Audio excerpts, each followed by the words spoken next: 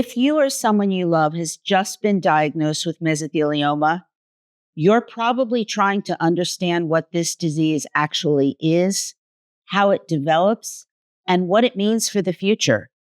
The medical terminology can definitely be overwhelming and confusing.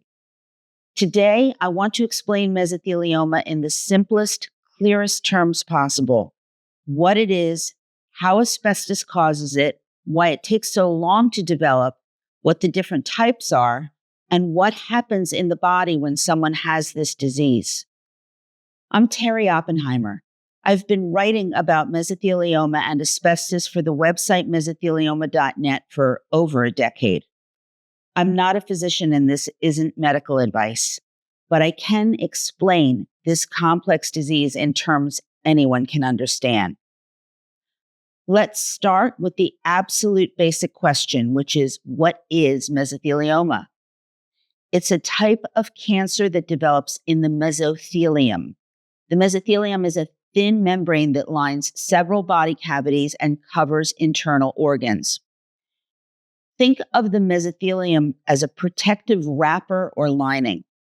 You have mesothelium lining your chest cavity and covering your lungs.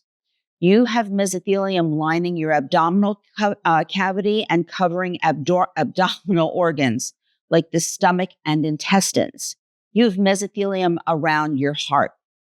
This membrane normally serves very important functions.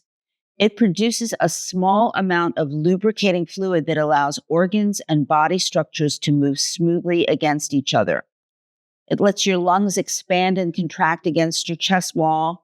Your intestines move during digestion, and it provides a protective barrier around the organs themselves. Mesothelioma happens when cells of the mesothelium become cancerous. Instead of normal, healthy mesothelial cells that grow and divide in controlled ways, cancer cells grow uncontrollably, forming tumors and spreading across the membrane's surface. What causes mesothelioma? In practically all cases, it's asbestos exposure. Asbestos is a naturally occurring mineral that was used extensively in construction, shipbuilding, manufacturing, and many industries from the 1940s through the 1980s because it resists heat, fire, and chemicals. When asbestos materials are disturbed, when they're cut, drilled, demolished, or they've just deteriorated, they release microscopic fibers into the air. These fibers are extremely thin and sharp with ends like needles. When you breathe them in or swallow them, they can travel to the mesothelium. Now, this is a lot. Before I go on, I'm going to take a break here to ask you a quick favor. If you find these videos helpful, please hit the like and subscribe buttons below. It makes it easier for other people who need this information to find us. Also, if you have questions or there's a topic you'd like to see addressed in a future video, send me a note in the comment section. And make sure you watch until the end, because I'm going to give you valuable information on where to find resources that will make a real difference for you. Now, here's the critical part. You know how when you get a splinter, you work to get it out? When a splinter is too hard to get out, like with tweezers, the body takes care of it. It sends white blood cells to the area, creating pus. And then this builds up pressure and it acts as a mechanism to force the splinter toward the surface. Unfortunately, that mechanism doesn't happen when asbestos fibers reach the mesothelium. The body can't break them down or eliminate them. Instead, the fibers get lodged permanently in the tissue, and over decades, typically 20 to 50 years, these fibers cause chronic inflammation and damage the DNA in the mesothelium's cells. Eventually, this cumulative damage causes some cells to become cancerous. That's why it takes so long for mesothelioma to appear after exposure. It takes decades for enough damage to accumulate to start triggering symptoms of the cancer. What are the different types of mesothelioma? Mesothelioma is first classified by where it develops. Pleural mesothelioma occurs in the pleura, which is the lining of the chest cavity and lungs. This is the most common type It accounts for about 75% of cases. Symptoms include shortness of breath from fluid forming around the lung or from a tumor compressing the lung, chest pain, and a persistent cough. Peritoneal mesothelioma occurs in the peritoneum, the lining of the abdominal cavity. This accounts for about 20% of cases. Symptoms typically include abdominal swelling from fluid accumulation, abdominal pain, and digestive symptoms. Pericardial mesothelioma occurs in the pericardium, which is the lining around the heart, and testicular mesothelioma occurs in the lining around the testicles. As rare as mesothelioma is, these two are even rarer. They account for only 1 to 2% of cases. How does mesothelioma spread? Unlike some cancers that form a single tumor mass, mesothelioma typically spreads as a sheet of tumor across the surface of the mesothelium. Imagine spilling paint on the floor. It's like that. It spreads in a thin layer rather than forming a single lump. This diffuse spreading pattern makes mesothelioma especially difficult to remove surgically because there's no single mass to cut out. The cancer covers large surface areas. As the disease progresses, mesotheliomas can invade underlying organs and structures, from the pleura into the lung tissue or chest wall, or from the peritoneum into the bowel or other abdominal organs. It can spread to lymph nodes and eventually to distant organs like the liver, bones, or brain, though this typically happens pretty late in the course of the disease. What happens in the body when someone has mesothelioma? For pleural mesothelioma, tumors growing on the pleura disrupt normal fluid balance. This causes excess fluid to accumulate in the chest. These are called pleural effusions, and they compress the lung. They cause breathlessness. Your tumors can thicken the pleura, making it stiff so the lung can't expand properly. Tumors can also invade the lung, chest wall, or diaphragm, causing pain and further breathing problems.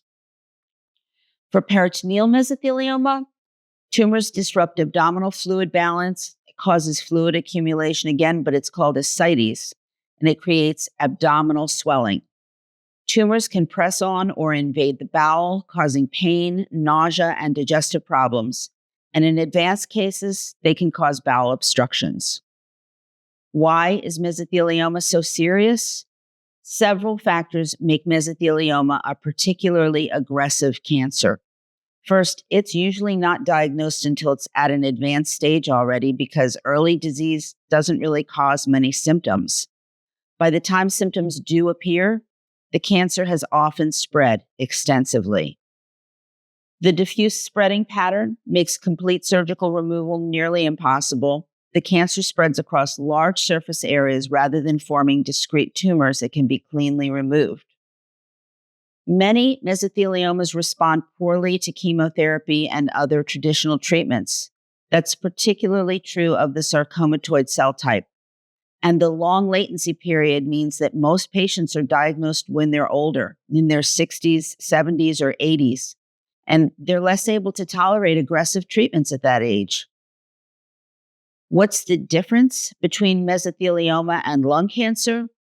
This is a very common question because both can affect the chest and both are often caused by toxic exposure. But they're completely different diseases. Lung cancer develops in the lung tissue itself, the airways and the air sacs. Mesothelioma develops in the pleural lining, which is around the lung. Lung cancer is primarily caused by smoking, although asbestos exposure and other factors can also contribute and make it worse. Mesothelioma is primarily caused by asbestos exposure, and smoking doesn't cause it, though smokers exposed to asbestos do have a higher overall cancer risk. The two diseases require different treatments and they have different prognoses, which is why accurate diagnosis distinguishing between them is critical. Can mesothelioma be cured? For most patients, I'm afraid not. Mesothelioma can't be completely cured. The diffuse spreading pattern and tendency for microscopic disease to remain even after surgery means that a true cure is rare. However, for some patients with peritoneal mesothelioma who undergo an aggressive surgery called cytoreductive surgery with HIPEC, done at specialized centers, long-term survival approaching a cure is possible. 5-year survival rates of 50 to 75% at the best centers means some patients achieve what might be considered a functional cure. For pleural mesothelioma, a cure is extremely rare, but treatment can extend survival and maintain quality of life for months to years. What's the prognosis? Overall, median survival for mesothelioma is 12 to 18 months from diagnosis with treatment, but this varies enormously based on the type, whether it's peritoneal versus pleural, the cell type, whether it's epithelioid versus sarcomatoid, the stage of diagnosis, the treatments received, and individual patient factors. Some patients only live months and others live for several years. Understanding your specific disease characteristics helps predict likely outcomes much more accurately than overall statistics. To review, mesothelioma is cancer of the mesothelium, which is the protective lining around the lungs, abdominal organs, and heart. It's caused by asbestos exposure decades before the symptoms appear. It happens when asbestos fibers lodge permanently in the mesothelium, causing DNA damage that eventually triggers cancer. Types include pleural, peritoneal, and rare pericardial and testicular versions. It spreads as sheets across membrane surfaces rather than forming discrete masses, and this makes surgical removal very difficult. Prognosis varies widely by type, stage, and treatment. Visit mesothelioma.net for comprehensive beginner-friendly information about mesothelioma, or call 1-800-692-8608 or use the live chat feature to speak to one of our patient advocates. As for me, remember to post questions below, and I'll see you next time.